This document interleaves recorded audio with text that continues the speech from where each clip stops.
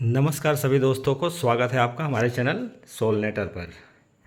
दोस्तों, कबीरा खड़ा बाजार में दियो पोथी लटकाए, जिसमें जितना भाग उड़ा उतना धास ले जाए।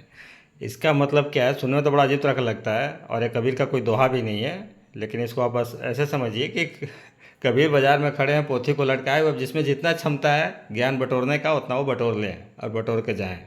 तो ना मैं कबीर हूँ ना कुछ, बस ये दोहा है और उसका मैं अच्छा लगा तो मैंने कह दिया आप लोग को। तो दोस्तों, आज हम लोग बात करते हैं कि प्रोटेक्शन का, कि कैसे क्यों इन्वर्टर में प्रॉब्लम आता है। जैसे हमारे पास सर्विस सेंटर है, गोटू का सोलनेटर का सेल्स है, तो हमारे पास लगभग, देखिए भाई, एक तो बात फैक्ट है कि जो चीज़ बना है वो ख़राब होगा, चाहे कोई सी भी ब्रांड का हो, चाहे सोलनेटर का हो, गोटू का हो, डे का हो, सिल्क्रॉनिक, कोई सा भी ब्रांड हो, मतलब वर्ल्ड का कोई सा भी ब्रांड हो, हुआ है तो उसको ख़राब होना ही है। लेकिन उसको आप लोग को अगर प्रोटेक्शन में रखेंगे, अगर आप प्रोटेक्टेड करके रखेंगे, या फिर करें मतलब क्या कि अगर उसको आप केयर करेंगे, कैसे उसको हैंडल करना है, तो आपको समस्या कम हो सकता है। मैंने क्या गौर किया हुआ है, अभी नो डाउट जो इस टाइप का इन्वर्टर है, चाहे सोलनेटर का हो, गोटू का हो, इंडिया में सबसे ज़्यादा सेल हो रहा है। ठीक है। और उसी के नाम पर कॉपी भी, फर्जी भी, डुप्लीकेट भी, वारंटी, विदाउट वारंटी, तरह तरह का चीज़ मार्केट में चल रहा है। तो एक अलग जगह पर है, चाहे जो कुछ भी हो, उसकी मैं बात ही नहीं करूँगा। मैं बात कर रहा हूँ कि सोलनेटर या गोटू का अगर आप इन्वर्टर परचेज करते हैं हमसे, जेन्युइन प्रोडक्ट, या फिर इसी टाइप का अगर किसी और ब्रांड का आपका इन्वर्टर है, तो उसको कैसे आप प्रोटेक्ट कर सकते हैं, कैसे आप सुरक्षित रख सकते हैं। तो दोस्तों देखिए, होता क्या है, खास करके मैं एक गौर कर रहा हूँ कि जो भी इन्वर्टर लोग सेल कर देते हैं, चाहे किसी भी ब्रांड पर, चाहे हमारा सोलनेटर का हो या गोटू का हो, तो उसके बाद लोग चाइना से परचेज करते हैं या कहीं से भी परचेज करते हो, ठीक है, सस्ता के चक्कर में या महंगा के चक्कर में, जो कुछ ये जिसको जहाँ सेटिस्फेक्शन मिलता है कि नहीं भाई यहाँ से हमको बेस्ट है, तो वहाँ वो चले जाते हैं। तो अब वो इन्वर्टर तो ले लेते हैं, या फिर सपोज़ अगर मान ली कि हमसे भी उन्होंने इन्वर्टर परचेज किया है, तो मैं उनको बता देता हूँ कि भाई क्या कैसे करना है। लेकिन बाकी लोग वो नहीं कर पाते, बस बेचो, माल पकड़ो, निकलो। या फिर और भी जहाँ से परचेज करते हैं लोग, चाइना से या ऑनलाइन प्लेटफॉर्म से परचेज करते हैं, बस आया उनको ऑर्डर, माल गया, कहानी खत्म। तो ऐसे नहीं होता है भाई, कल के डेट में आपका हेडक ही रहेगा। और दूसरी चीज़ कि इधर उधर का प्रोडक्ट बेच देते हैं, बाद में बोलते हैं कि मैं आपको कंपोनेंट दे दूंगा, जो आपको जलेगा बताइएगा। तो ऐसे नहीं होता है, ना उनको वारंटी देना रहता है, ना गारंटी देना रहता है, तो उनको कोई फिक्र ही नहीं रहता है कस्टमर का। लेकिन भाई आपका सोलनेटर में या फिर गोटू का, हमारा सोलनेटर का प्रोडक्ट परचेज कर रहे हैं आप हमसे, तो आपको फुल हमारी तरफ से गारंटी रहेगी और क्वालिटी एश्योरेंस रहेगी, और आपको सारा कुछ जो कुछ भी कैसे हैंडल करना है, कैसे क्या करना है, कैसे कुछ आपको इशू होता है, तो सारा चीज़ के लिए आप ऑन कॉल आपको ये बताया जाएगा और सेटिंग कराई जाएगी, ना कि बस बेच दो और भूल जाओ। तो देखिए, सेटिंग की जैसा मैं समझ पा रहा हूँ, सेटिंग की वजह से ही बहुत समस्या आजकल आ रहा है। होता क्या है कि डिफ़ॉल्ट रूप से जब आप इन्वर्टर परचेज करते हैं, तो इसमें देखे होंगे कि चार्जिंग एम्पियर रहेगा आपको, सोलर का चार्जिंग एम्पियर रहेगा 80 एम सेट किया हुआ, बिजली का चार्जिंग एम्पियर रहेगा 60 एम्पियर डिफ़ॉल्ट में सेट रहता है। आपको बैटरी टाइप आपको सेलेक्ट किया हो रहेगा AGM जेल बैटरी। कितना लोग जेल बैटरी इंडिया में लगाते हैं? नहीं लगाते हैं ना, या तो फ्लडेड बैटरी होगा या फिर आपके पास लिथियम बैटरी होगा, तो वो भी सेटिंग चेंज करना है। तो ये सब लोग क्या होता है, इन्वर्टर लाए, बैटरी कनेक्ट किया और उसके बाद चालू कर दिया, 2 महीना, 1 महीना, 10 दिन, 5 दिन चला, उसका बुम। अब उसके बाद कहते हैं अरे तो प्रोडक्ट ही ख़राब था, इसमें तो प्रॉब्लम आ गया, तुरंत ही उड़ गया, जल गया। क्यों नहीं उड़ेगा भाई? लगाया हो आप लीड एसिड बैटरी 150 एच का 4, सपोज मैं बात कर रहा हूँ 48 वोल्ट की इन्वर्टर की, और आप उसको चार्जिंग एम्पियर दे रहे हो 60, भैया वो कहीं ना कहीं तो डैमेज करेगा ही ना। या तो आपको बैटरी को बर्बाद करे, वायर को बर्बाद करे, या फिर आपका मॉसफेट जला दे, इस टाइप से। जैसे देखो इसमें आपका जला हुआ है, देख रहे हैं। तो ये होना ही होना है। तो आप परचेज करते हो या फिर किसी को अगर आप सेल करते हो, तो भाई ये ध्यान रखें कि उनका आप सेटिंग प्रॉपर करा दीजिए। अगर आपका लेड एसिड बैटरी है, तो आपको वोल्टेज रखना है, चार्जिंग एम्प रखना है maximum 20 ampere, maximum 20 ampere, because there is no any option for 15 amp. अगर 150 एच का बैटरी है तो 15 एम्पियर होना चाहिए, लेकिन आपका सोलनेटर में या गोटू में वो ऑप्शन नहीं है। 15 एम्पियर का 10 जा सकते हैं या फिर डायरेक्ट 20 जा सकते हैं, तो 20 ही जो के, तो 20 एम्पियर आप सेट कर लेंगे आपका, तो इन्वर्टर आपका कभी भी हमें नहीं लगता है कि कोई इशू करेगा। ये मैं इसलिए बता रहा हूँ क्योंकि मैं खुद वो 1 साल 1 महीना हो गया हमें इस्तेमाल करते हुए। कंपनी ने हमें दिया था इन्वर्टर और अभी तक हमारा चल रहा है, उसको 3 एसी चलता है, पूरा घर का लोड चलता है। मैं ग्रिड भी एक्सपोर्ट करता हूँ। आपने वीडियो वगैरह पहले वाला वीडियो में भी मेरा देखा होगा, फिर मैं वीडियो बना दूंगा, हमेशा उस पर फोटो वगैरह देखा होगा आपने हमारा सिस्टम का। मैं गोटू का इन्वर्टर इस्तेमाल करता हूँ, ठीक है, 1 साल 1 महीने से कर रहा हूँ।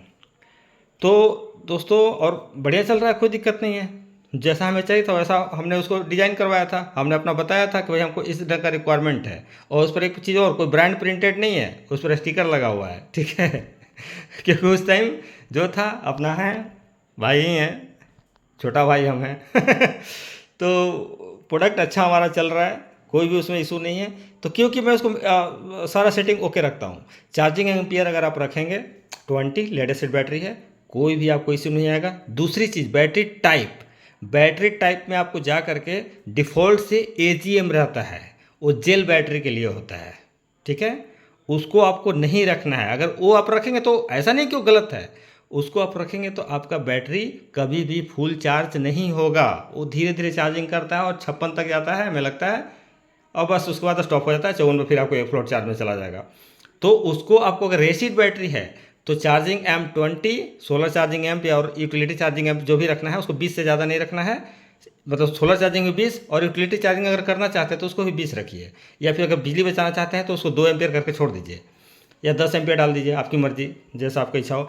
और बैटरी टाइप में जा करके FLD सेलेक्ट करना है, फ्लूडेड मीन्स होता है क्या है, फ्लडेड मीन्स आपका होता है कि आपने एसिड बैटरी आप इस्तेमाल कर रहे हैं।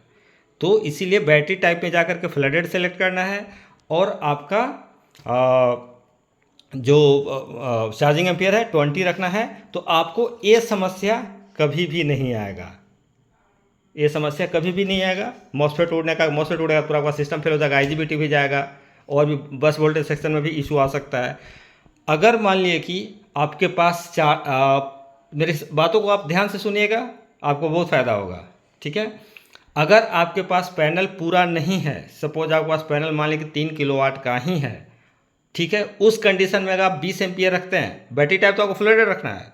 लेकिन अगर आपका पैनल 3 किलोवाट का है या 2 किलोवाट का ही है, तो अगर आपका घर का लोड भी चलता है और आपने चार्जिंग एम्पियर 20 रखा है, तो आपको इन्वर्टर के पास जा करके आपको जब सेटिंग आप करेंगे जो मैं बता रहा हूँ वैसा, तो आपको 10 मिनट 15 मिनट या आधा घंटे पर जाकर के बाद चेक क्या करना है, ये कहीं आपका चार्जिंग एम्पियर इंक्रीज और डिक्रीज तो नहीं हो रहा है ना। मतलब क्या कि कभी धीरे धीरे धीरे धीरे 20 जा रहा है, फिर 20 आकर के फिर आकर गिर करके 1 2 3 4 हो जा रहा है, फिर 20 तक जा रहा है, फिर गिर करके 1 2 3 4 हो जा रहा है। अगर ऐसा हो रहा है दैट मीन्स कि आपका MPPT बहुत ही हार्श मोड में चल रहा है। और आपको करना क्या है कि आपका पैनल उतना सफिशिएंट नहीं है, आपका लोड भी चल रहा है, उसको बैटरी भी चार्ज करना है, तो पैनल आपको उतना सपोर्ट नहीं कर रहा है। तो इसलिए आपको 20 एम्पियर से हटा करके 10 एम्पियर कर देना है, ठीक है। अगर आपके पास फुल पैनल है, मान लीजिए आपने 6 किलोवाट का इन्वर्टर है, 5750 वाट का आपने पैनल डाला या 5 किलोवाट का डाला, तो आप 20 एम्पियर रख करके छोड़ दीजिए, भूल जाइए, चाहे किसी भी कंडीशन में रहेगा वो आपको कोई इशू नहीं आने वाला है। लेकिन अगर पैनल कम है तो चार्जिंग एम्पियर आपको कम करना ही होगा। आप सोच रहे कह रहे तो MPPT है बहुत सारा बूस्ट कर देगा, बहुत लोग ज्ञान भी देंगे, लेकिन भैया मैं पर्सनल एक्सपीरियंस बता रहा हूँ, अभी तक 150-200 मैं सर्विस कर चुका हूँ, ठीक है।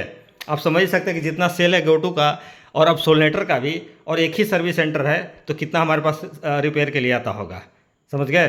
हमारा ऑफिस तक पड़ा हुआ था, इधर देखिए इधर देखिए इधर देखिए इधर देखिए इधर देखिए, ऑफिस तक। क्योंकि कोई ऐसा कंडीशन होता है ना कि कितना भी लड़का लोग आप समझाए कि भैया ऐसे कर दो, लोग को समझ में नहीं आता है, हर एक बोर्ड में नया फॉल्ट होता है, तो हमें भी इसमें अपना ज्ञान देना होता है उन लोगों को, ताकि वो ऐसा काम कर सके। तो ऐसा नहीं है ज्ञानी लोग जो कुछ भी बोले आपको कि ऐसे नहीं वैसे हमको गलत साबित करने की कोशिश करें, करने दीजिए, लेकिन मैं जो बोल रहा हूँ एग्जैक्टली आप उस पर बिलीव कीजिए और वैसा कीजिएगा, आपका कोई इन्वर्टर लॉन्ग लाइफ चलेगा। दूसरी चीज़ कि अगर मान ली कि आपने लिथियम बैटरी लगा रखा है, ठीक है, तो अगर कम्युनिकेशन भी आपके पास नहीं है, कम्युनिकेशन किया हुआ नहीं है, उस कंडीशन में आपको क्या करना है कि यूजर सेटिंग में जाना है, बैटरी टाइप में जाकर के यूजर सेलेक्ट करना है। बैटरी चार्जिंग में 20 सबसे सेफ होता है, उसको 20 से ज़्यादा छेड़छाड़ करना ही नहीं। अगर पैनल आपका 3 किलोवाट से ऊपर है तो, 3 किलोवाट से नीचे है तो आपको 10 कर लीजिएगा। आपको जाकर के बैटरी टाइप में जाकर के यूजर सेलेक्ट कर लेना है। और आपका जो मैन्युफैक्चरर है लिथियम बैटरी का, उससे आपको पूछना है कि भैया क्या है ऊपर, या फिर स्टिकर लगा रहता है साइड में कि चार्जिंग एम्पियर क्या रखना है, डिस्चार्ज एम्पियर क्या रखना है, सारा कुछ उसमें सेट रहता है। उससे कम ही रखे जिन्होंने जो जितना उन्होंने बताया है, क्योंकि वो लोग क्या करते हैं ना, अपना मार्केट बनाने के लिए ज़्यादा लिख देते हैं, लेकिन एक्चुअल में होता नहीं उसका उतना कैपेसिटी। और आप सोचे कि अरे इतना तो लिखा होता, मैंने वही सेट किया है ना, बुम, या तो बैटरी जाएगा या बीएमएस जाएगा या फिर आपका इन्वर्टर जाएगा या तीनों जाएगा। ऐसा भी होता है। अब परसों ही का हुआ है कस्टमर का बेचारे का, लिथियम बैटरी की वजह से ही बीएमएस से धुआं उठा, उसके बाद इन्वर्टर का मॉसफेट गया और बीएमएस भी गया उनका। तो मैं एग्जैक्टली जो इन्फॉर्मेशन दूंगा आपको सही दूंगा और सच्चा दूंगा, जो मैं फेस कर रहा हूँ कस्टमर का ऑल ओवर इंडिया से, क्योंकि हमारे पास सर्विस के लिए सारा आता है, तो बता रहा हूँ। तो और अगर मेरी बात आप माने कि भाई का कौन सा अच्छा बैटरी है, तो भाई मैं लिथियम खुद मैन्युफैक्चरर हूँ, लिथियम मैं खुद बनवाता हूँ फैक्ट्री से अपना। 3 घंटा के लिए मैंने फैक्ट्री लड़का जो हमारे लिए काम करती है चाइना में, हमारा बैटरी असेंबल करती है।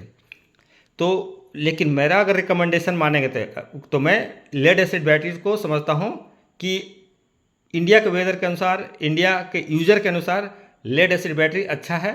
ना कम्युनिकेशन का ना झंझट, ज़्यादा चार्जिंग एम्पियर भी हुआ तो आपको थोड़ा सा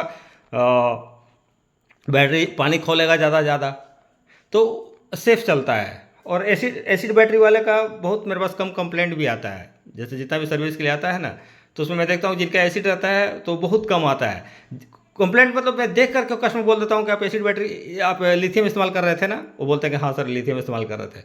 मैं समझ जाता हूँ, मतलब नहीं होता है कि देखते तो बोर्ड को एक्सपीरियंस हो जाना कि किस वजह से डैमेज हुआ है। तो अगर आप सेटिंग प्रॉपर कराएंगे या करेंगे तो कोई भी आपको इशू नहीं होगा, ठीक है। इतना तो मैंने आपको बता दिया। अगर किन्हीं को मान लीजिए कि दोस्त परचेज करते हैं, आपको सेटिंग प्रॉपर नहीं करने आ रहा है क्या नहीं है, तो आप पेड सर्विस में जाकर के सेटिंग अपना ऑन वीडियो कॉल भी करा सकते हैं, आपको हेल्प कर दिया जाएगा। लेकिन अगर ऐसे कमेंट करेंगे कि भैया हमको क्या करना होगा वो करना होगा, तो उतना जवाब हम नहीं दे सकते हैं, ना व्हाट्सएप पर ढंग से हम उतना रिप्लाई कर सकते हैं भाई, ठीक है। इसीलिए मैंने पेड सर्विस रखा हुआ है ताकि कम कॉल आए। वीडियो से मैंने जानकारी देता हूँ, वीडियो हमारा वॉच कीजिए, आप देखिए, हमेशा जो भी अपडेट आता है तो मैं आप ही लोग के लिए बनाता हूँ ताकि आप लोग को सहायता हो सके। तो ये था कि बैटरी अपना इन्वर्टर को, कि ये भी उसी की वजह से उड़ा हुआ है, लिथियम बैटरी का ही प्रकोप है, 10.2 किलोवाट का बोर्ड है, ठीक है। तो वीडियो को आप लोग वॉच कीजिए, चैनल को आप सब्सक्राइब नहीं किया तो सब्सक्राइब कीजिए, लाइक कीजिए, शेयर कीजिए, और मिलते हैं नेक्स्ट वीडियो में नए टॉपिक के साथ। तब तक के लिए बाय बाय।